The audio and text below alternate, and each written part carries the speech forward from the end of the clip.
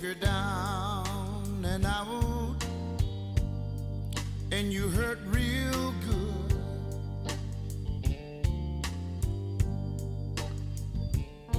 come on over to the place I work. In all your loneliness, I'll try to soothe. I'll play the blues for you.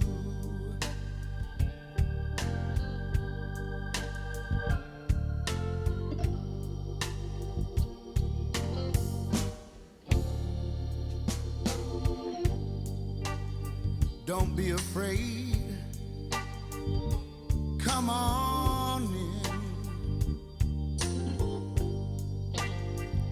You might run across some of your old friends. In all your loneliness, I'll try to soothe. I'll play the blues for you.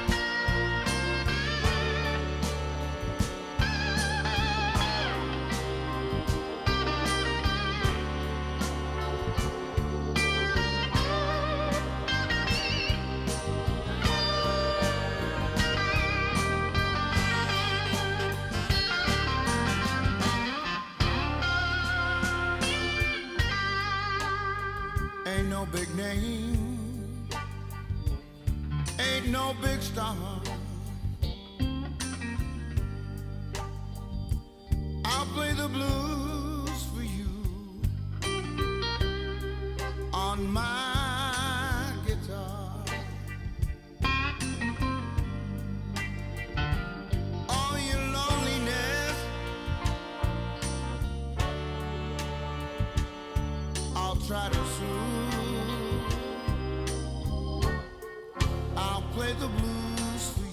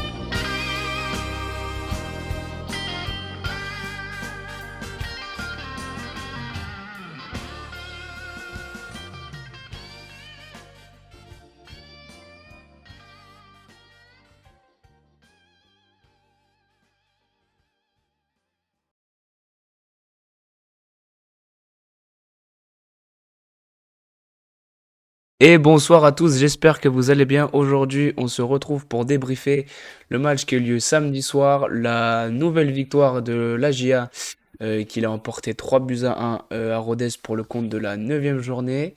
Alors tout d'abord, bonsoir à tous. Je vois que... Alors bien, salut HK, salut Romanol. Je vois que ça s'excite beaucoup sur sur le chat avec les emojis, c'est vraiment... Oh bonsoir Monique. Oui d'ailleurs, Romanol qui était présent avec nous... avec moi pour ce match-là, qui est en direct des Ultras. On a vécu une belle victoire. On va commencer par le résumé de ce match.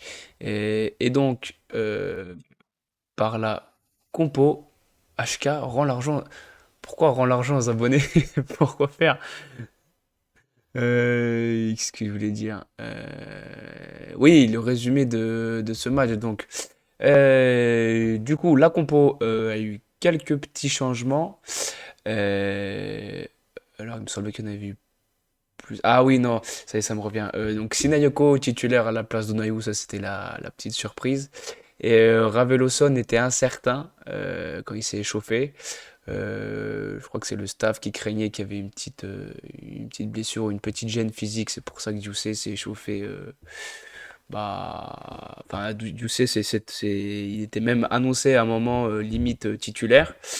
Mais bon, du coup, Avelosson a parfaitement tenu sa place et en plus, il a tenu le match entier. Voilà, après, sur le banc, ben, classique, hein, Akpa, enfin deux Persins, Akpa, Agouzoul, Joly, Dioussé, Madji, Onaïwu. Du coup, cette première mi-temps, ça commence plutôt bien, même si on se fait une petite frayeur sur une perte de balle de Mensa. C'est récupéré par un joueur du Paris FC je crois, qui centre pour une tête. Je sais plus quel attaquant d'ailleurs, j'ai oublié son nom. Mais qui passe à côté du cadre, bon, au cas où Léon avait bien couvert son poteau. Donc, action sans vraiment grand danger. Et à la demi-heure de jeu, c'est Sinéako. Alors, cette action-là, c'est un gag sur patte. Euh, je pense là, ça fait nos 3 derniers matchs où on ouvre le score. Ben, à chaque fois qu'on ouvre le score, le but c'est soit un CSC, soit un but gag. Je m'explique. Sinayoko qui fait une passe en retrait, qui est contrée dans un premier temps. Aïe, il tente une sorte de d'à moitié retourné, debout, assis, couché, je sais pas appeler ça comme vous voulez. La reprise est complètement manquée. Ça arrive par miracle sur Gottschein. Et il se pose pas de questions du droit. Grosse patatas, boum, il ouvre le score pour la GIA à la demi-heure de jeu. Encore une réussite sur ce but-là, et c'est tant mieux pour nous. Après, jusqu'à la fin de la mi-temps, il s'est pas passé grand-chose. En deuxième mi-temps, pareil, le PFC se montre légèrement dangereux. Un centre d'Utonji qui se transforme en tir. Voilà, Léon vigilant la met en corner, il me semble. Mais ah bon, après derrière ça, il n'y a pas eu grand danger. À la 72e minute, sur une touche aux abords de la surface, pourtant paraissait anodine, Joly effectue la touche, il trouve Perrin qui va s'infiltrer dans la surface adverse, éliminer quelques joueurs de Rodez au passage. Il joue en 1-2 avec Aye qui lui remet. Et là, Perrin d'une magnifique frappe à terre vient doubler la mise pour la GIA à 20 minutes du terme de la rencontre et embraser le Stade Abbé Deschamps qui était dans une ambiance complètement folle. Et après, on a l'occasion de crucifier le sort du match, vraiment d'enterrer Rodez, du moins sur ce match. Centre de Perrin pour Raveloson qui se trouve seul. Il est en situation idéale pour allumer le gardien, sauf qu'en fait, je sais pas si c'est trop précipité ou quoi. Il envoie une mine, alors qu'il avait le but ouvert quasiment. Et la frappe est même pas cadrée, ça s'envole dans les travées de la baie, malheureusement. Et là, dans les dernières minutes, une relance, mais dégueulasse, à vomir d'Agouzoul. Déjà, d'une, la relance est dégueulasse, et de deux, elle est dans l'axe. Tout ce qu'il faut pas. Tout ce qu'il faut pas faire, il l'a fait. Ça profite à Valerio qui trouve Corredor, et dans les derniers instants, il vient légèrement foutre le doute bah, dans la tête déjà des joueurs. Bon, des joueurs, je pense pas, mais nous, supporters, oui. On s'est dit, vu la chance qu'on a depuis le début de saison à domicile, à tout moment, on se prend un compte dégueulasse, ça finit en 2-2. Mais allez, on va dire sur l'engagement, peut-être deux minutes même pas après, c'est Mensah qui trouve Onayu, il fait une talonnade. Alors sur le coup, le japonais il était très inspiré. Gocho, petit centre, bien ajusté. Et là, Raveloson qui avait loupé euh, bah, le but du 3-0. Il loupe pas sa deuxième occasion. Il met un coup de boule rageur exceptionnel. Enfin, exceptionnel, c'est une tête, hein, il n'y a pas non plus de. Mais sa tête fait que on peut passer une fin de match. Enfin, une fin de match, il restait 30 secondes après, mais il vient mettre fin au suspense du moins sur le match. Et pareil, l'abbé Deschamps le volcan de l'abbé qui entre en éruption, c'était magnifique. Voilà pour le résumé de ce match. Deuxième succès à domicile d'affilée, parce qu'on a joué deux fois à domicile. Troisième victoire de la semaine. On a fait une semaine à trois matchs, trois victoires. Soit sur le plan comptable, semaine parfaite, hein, on peut rien dire de plus. C'est peut-être pas le match le plus juste, le plus abouti de la GIA. Mais comme je l'ai dit juste avant, ça s'explique par le fait que bah, c'était le troisième match en une semaine, donc forcément, physiquement, ben, ça, on va piocher un peu dans les réserves, on manque un peu de lucidité. Mais ce qu'il faut retenir, c'est que les joueurs ce soir, ils ont su faire preuve de caractère. Bon, ils en font preuve depuis le début de saison, mais c'est vrai qu'à domicile, même si Annecy, ça a été un match propre, net, sans bavure, au moment où on encaisse ce but, ça se trouve il y a quelques semaines, en début de saison, à ce match-là, on peut faire peut faire nul ou même voir perdre le match. Bon, je pense pas parce que Rodez a vraiment égalisé sur le tard, mais on était tellement friable à domicile que de tout de suite réagir après le but encaissé et de laisser aucun suspense et de laisser aucune chance aux adversaires, je trouve que c'est très très fort. Et voilà, ça s'exprime, la domination, elle s'exprime aussi par la possession. Sur tout le match, on a 65% de possession de balle, c'est énorme. Enfin, c'est énorme, c'est quand même pas mal. On fait 15 tirs, encore une fois, grosse, on a frappé beaucoup de fois au but. Bon, encore une fois, on encadre que 4. Donc bon, ça reste un peu léger, même si on est la meilleure attaque de Ligue 1. De Ligue 2, pardon. Ouais, on verra peut-être ça la saison prochaine. Voilà, on a encore ce problème de. Après, 4 tirs cadrés, 3 buts. Donc bon, là-dessus, le ratio tir cadré, but marqué, c'est très très bien. Et puis voilà, je l'ai déjà dit, mais le stade était en feu. On était, je crois, de 13 000 ou 14 000, pas plus. Mais pour moi, c'était la meilleure ambiance de la saison. Il y a eu un petit craquage de fumis vers la fin du match. L'ambiance était top du début à la fin. Même sur les tribunes, sur les côtés, ça a bien répondu.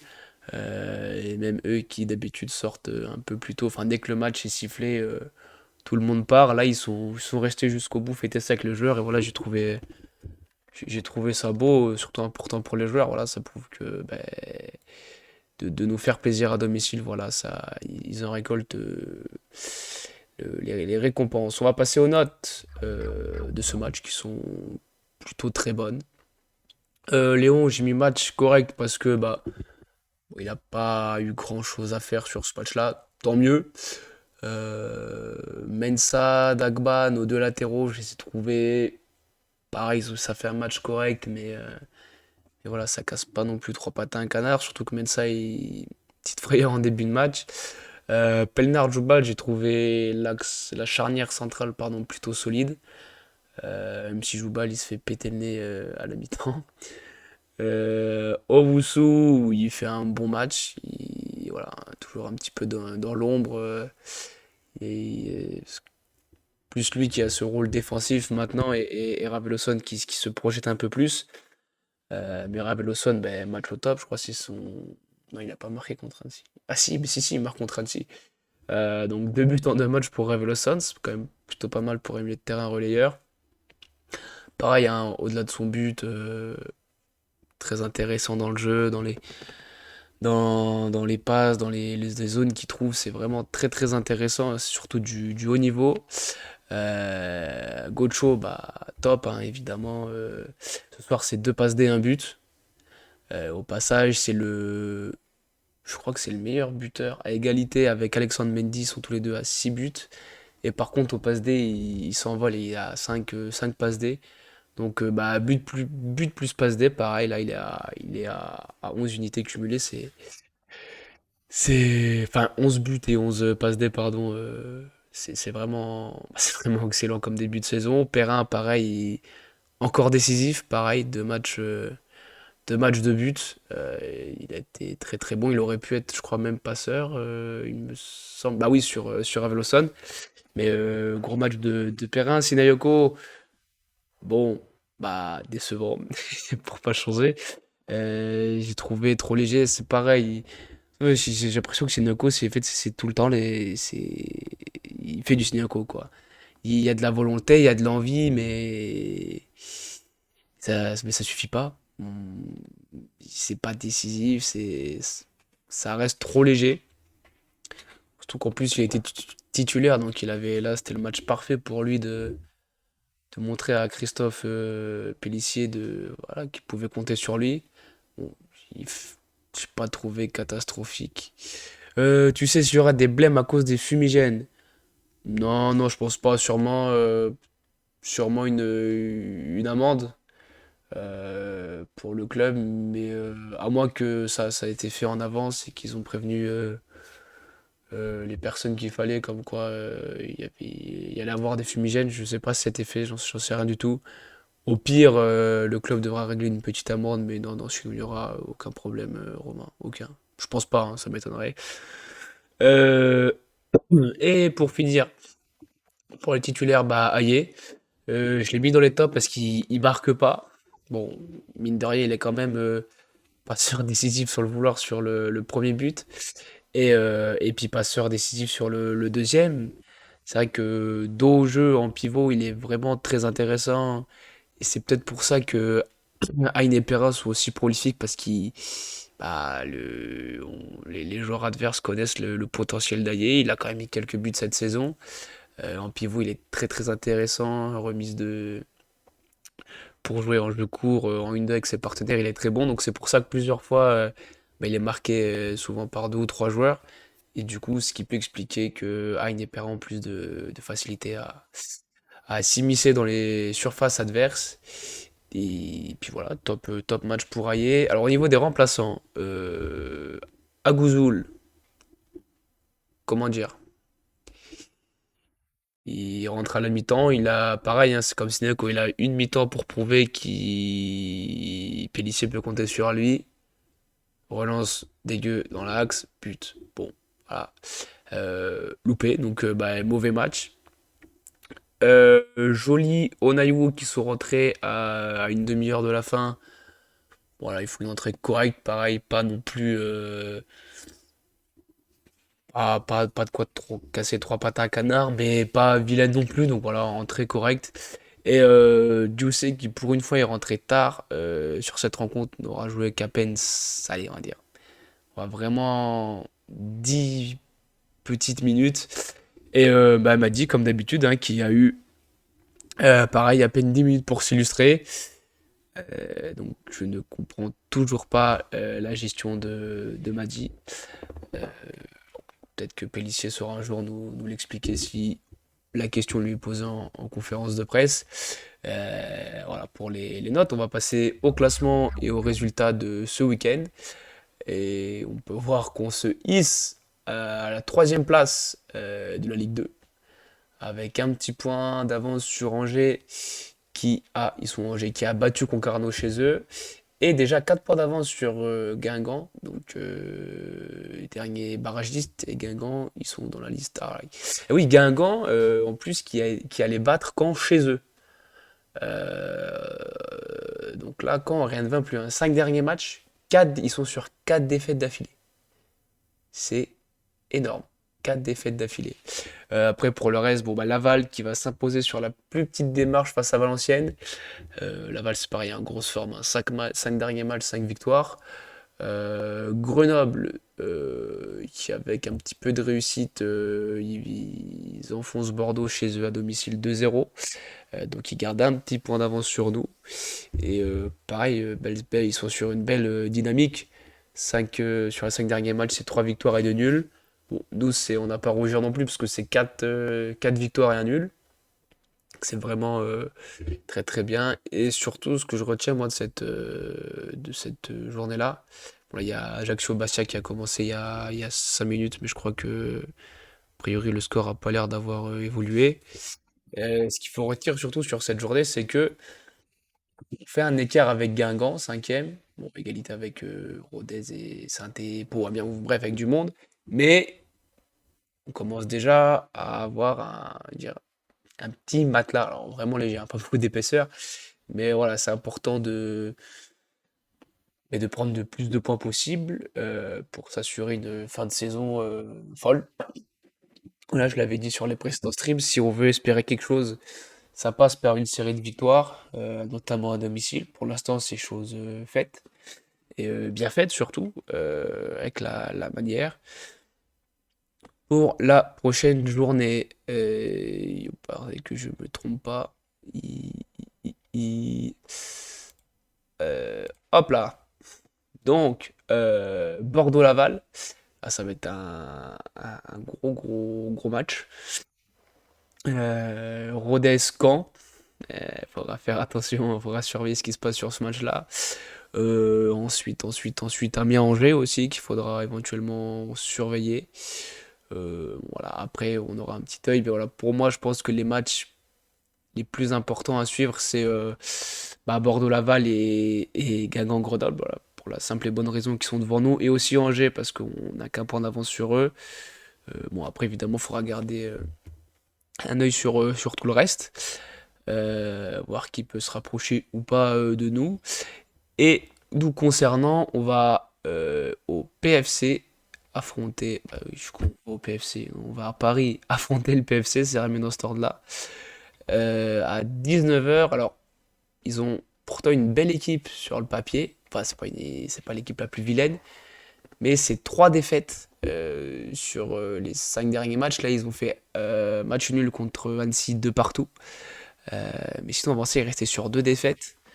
Pourtant, la saison dernière, je sais plus combien ils avaient fini exactement, mais ils étaient pas mal placés. Et là, c'est un début de saison très très poussif pour le Paris FC. On va voir la compo mis en place par Stéphane Gilly, leur entraîneur. Donc un 4-4-2. Alors, les buteurs, sur ce match, c'était Lukem Villa et Gori. Donc il y a quand même quelques bons noms, hein. Bon bref, le défenseur central là, dont le nom est imprononçable, qui était passé du côté de Bordeaux. À la couche, qui reste quand même un bon joueur, même si le potentiel qu'il avait montré à Annecy, à Nîmes, il y avait quand même espoir de le voir être peut-être évoluer un peu plus haut, avoir de jouer dans un club qui a plus d'ambition. Bon, malheureusement pour l'instant c'est un petit peu compliqué. Gori aussi c'est pas mal. Pierre Ivamel, l'ancien attaquant de Lorient. Pareil, il faudra se méfier parce que lui il peut toujours être dangereux. Il y a un peu un rôle un peu à la Hayé. Bon, en moins rapide par contre. Lui, c'est vraiment un pivot. Et alors, le petit Ilan Kebal, c'est pareil. Je crois qu'il était transféré définitivement au PFC. Mais pareil, ce qu'il avait montré à Reims, c'est un vrai joueur de ballon. Et bon, là, il est en 4-4-2. Enfin, il est aligné sur les deux de devant, mais c'est plus J'ai pas vu le match, hein, mais j'avais déjà vu le joueur jouer à Reims en Ligue 1. Voilà, c'est plus un petit numéro 10, une sorte d'électron libre qui va tourner autour de Hamel. Mais c'est pareil, il lui faudra se méfier parce que, bon, pareil, hein, c'est pas en réussite en ce début de saison, mais ça peut être très très dangereux. Il a un vrai potentiel. Sur le banc, il y a Julien Lopez qui, pareil, lui, il peut être vraiment être intéressant pardon, devant. Gabi Fadiga, je crois que c'est lui, je sais plus si c'était à Nice ou à Paris, enfin je sais plus où il y avait une histoire. Non, c'était à Nice. Il y avait une histoire de montre volée à Dolberg, enfin, une histoire à dormir debout. Voilà. Donc, bon, lui, il est connu. Enfin, moi, j'ai entendu parler de lui juste pour cette histoire-là. Après, Romain, Derby Corps 0-0 à 10 minutes, ouais. Je pense que faudra pas attendre beaucoup de buts, mais il faudra attendre beaucoup de cartons pour un Derby Corse. Faudra voir ça. Ouais, merci Romain de nous tenir au courant du match en cours. Et en parlant de ça, il y a aussi les matchs en retard. Je les avais mis de côté. Demain, il y a Bordeaux-Camp. Donc là c'est pareil, là, va falloir être très très concentré là-dessus. Et mercredi, Saint-Étienne-Dunkerque. Voilà, match en retard aussi. Donc, attendez que je retrouve le classement. Parce qu'à voir si Saint-Étienne gagne son match en retard, ce qui est pas fait, ils reviennent à un point seulement de nous. Donc, méfiance. Saint-Étienne, ça revient fort, hein. 3 victoires sur leurs 5 derniers matchs. Je crois que c'est le match d'avant, il me semble. J'ai peur de dire où ils s'imposent face à. euh, il s'impose face à 3, c'est pas. Ouais, voilà, bah ouais, c'est ça. C'est dans les dernières minutes. Bon, le 3 du coup qui est complètement. Déjà 2 fautes de Bastia, mais pas de carton. Ouais, ouais, t'inquiète pas, ça va arriver. Ça va arriver très très vite. Du coup, voilà ce que je pouvais dire sur bah, cette compo du Paris FC. Euh, et voilà notre compo à nous. Enfin à moi surtout. Pour affronter le Paris FC. Euh, oh, voilà, pareil, on change pas d'équipe qui gagne. Si, enfin, moi je remettrais juste Onaïou titulaire à la place de Shideyoko. Et il me semble que normalement, sur ce match, Camara pourrait être dans le groupe. Parce qu'il a repris l'entraînement il y a quelques temps déjà, il revient d'une grosse blessure. Mais il me semble que si c'est pas ce match-là, je pense que il sera dispo contre Caen parce que ça fait déjà un moment qu'il est pas là. Et du coup, ça change pas mal la donne parce que si on prend ce que fait Pélissier, si on prend son dernier banc, c'est De Persin, Akpa, Agouzoul. Enfin, attendez, en centrale, c'est quoi? C'était Akpa, Agouzoul, Joly, Djouzé, Sinayoko et Onayu. Non, Madji et Sinayoko. Mais devant, c'est-à-dire que si Camara et s'il revient dans le groupe, enfin s'il est prêt pour être dans le groupe, vu le match qu'il a fait de feu contre Valenciennes, ce serait complètement illogique de ne pas le voir dans le groupe. Euh, Sauf si bien sûr il est pas apte à reprendre, si c'est encore trop tôt, bien sûr. Mais on sort qui du coup devant? Est-ce que. Bon, je pense que Pellissier serait peut-être plus enclin à sortir Madi, qui joue 5 minutes par match. Voilà, peut-être lui donner du temps de jeu avec la réserve, le temps qui s'acclimate complètement en France et à la Ligue 2. Ou est-ce qu'il mettrait pas Sinayoko justement, est-ce que ce serait pas Sinayoko qui sortirait du groupe? Moi je pense que Pellissier laissera l'avantage à Sina et pas à Madji, mais ça va commencer à se corser. Et ce qui est intéressant, c'est que là devant, va pas falloir se planter parce que les places vont coûter cher, hein. Même pour Ronaïou aussi, et aussi pour Aïe et Perrin. Et ce qui est bien là, c'est que cette saison-là, sur le monde, on a des joueurs sur le banc. Là, hypothétiquement, on a sur le banc, on a du Akpa, joli. Bon, tu sais, je suis pas encore totalement convaincu. Agouzoul, pareil. Mais après, devant, t'as des joueurs comme Madi et Camara. C'est. Oh, sur le banc, on a vraiment, il y a vraiment quelque chose. Il y a vraiment de quoi faire. Dire là, tu mets cette compo-là à l'heure de jeu. Tu sors Aye, tu fais rentrer Camara, tu sors Onayou, tu fais rentrer Madi. Je peux te dire que la défense de Paris, elle va déjà être bien usée, je pense, s'ils font le taf correctement par, euh, par le jeu de d'Aye et d'Onagou, fait même de Aine Perrin. Mais si en plus tu fais rentrer une flèche, comme m'a dit, et un attaquant prolifique pour l'instant, enfin, sur le seul match qu'il a joué, qui te met un doublé, qui pareil, bonne vitesse et bon devant le but, je pense que les défenseurs du PFC vont avoir des sueurs froides dans le dos, hein. Donc c'est vraiment un bon point pour nous. Et puis ben, voilà, on s'approche de la fin de ce débrief. Et voilà, je pense avoir fait le tour, je pense avoir parlé de tout sur ce match-là. Et s'il y a bientôt une trêve, là on va jouer à Paris FC. Enfin, putain, j'en veux pour... connerie. On va jouer à Paris contre le Paris FC. Ensuite, donc là, on va faire deux matchs extérieurs. Paris FC et Caen. Caen, ça va être un match, on le sait, saveur particulière. Et après, ce sera déjà la trêve, malheureusement. L'ennui de la trêve internationale. HK, même pas de fut ce soir. Je sais pas. Je sais pas du tout. C'est une très très bonne question. Et bah pour savoir si je jouerai à fut ce soir, faudrait être à l'affût, et bah déjà pour être sûr de pas le louper. Là, je me fait encore une fois une belle passe dépôt en l'instant promo. Et bien abonnez-vous, enfin vous pouvez, abonnez-vous, pas d'ordre à vous donner, mais vous pouvez vous abonner à ma chaîne Twitter, également sur mon Facebook, sur YouTube, sur Twitch, et aussi sur le serveur de Discord. Il faut que je mette le lien, je ne l'ai pas fait sur la vidéo d'avant, enfin sur le stream d'avant alors que je l'avais dit. Voilà, pour être sûr d'être averti directement dès qu'il y a un live qui se lance, vous êtes averti 2 secondes après en général, enfin les grand max 5 secondes après le lancement du live. Voilà, activez les petites cloches de partout pour être sûr de louper aucune actualité de la chaîne.